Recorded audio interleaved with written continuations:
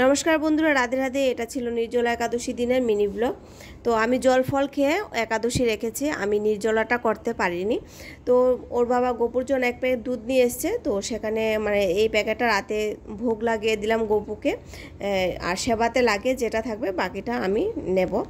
আর তরমুজ খেয়েছিলাম, সেজন্য শেষের দিয়ে আমি দুধটা খাইনি ওই দিন, যেহেতু রাতে আমি তরমুজ খেয়েছি। তো ভগবানকে লাগিয়ে সেবাতে লাগিয়ে তারপর নিদ্রাটা সঙ্গে সঙ্গে দিয়ে যাব একটু বাজারের দিকে। একদম হঠাৎ করে প্ল্যান হয়েছে।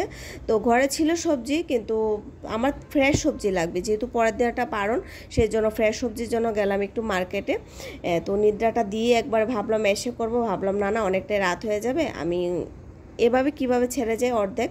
তো সম্পূর্ণ করেই আমি বাজার দিকে গেলাম, আর সেখান থেকে আমার আটাও নিতে হবে। আমি আটাটা শনিবার আর বুধবার এই দুটো দিনের মধ্যে আটাটা কেনার চেষ্টা করি। আর চাক্কি থেকে আমরা প্রতিবারই আটা নিয়ে আসি, একদম এমপির আটা নাকি, এটা একদম সঙ্গে সঙ্গে এটা ভেঙে দেয়, গরম থাকে। তো সেই সমস্ত বাজার আদি করে রাস্তা একদম ফাঁকা। আমরা মোটামুটি সবজি যখন আনতে যাই একই সঙ্গে প্রচুর সবজি নিয়ে আসি, অনেকটাই দূরে যেতে হয়, প্রায় অনেকটাই রাত হয়ে গেছিলো ওই দিন ফিরতে ফিরতে। তো রাস্তাটা ফাঁকা থাকাতে এতটা অসুবিধা হয়নি।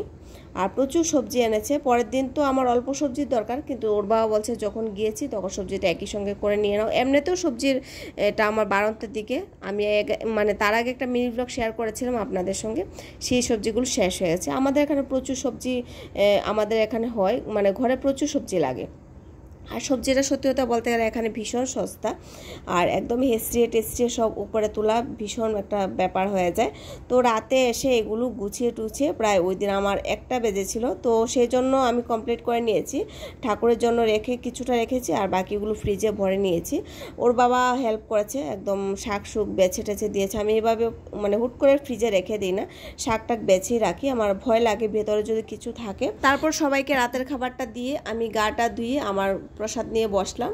আজকে তরমুজি সেবাতে দিলাম, আর দুধটা আমি খাবো না, যেহেতু সারাদিন উপাস ছিলাম। দুধটা আমি রাজাকে দিয়ে দিয়েছি, তো সেটাই প্রসাদ পাচ্ছি। দেখা হচ্ছে একটা মিনি ব্লগে। রাধে রাধে।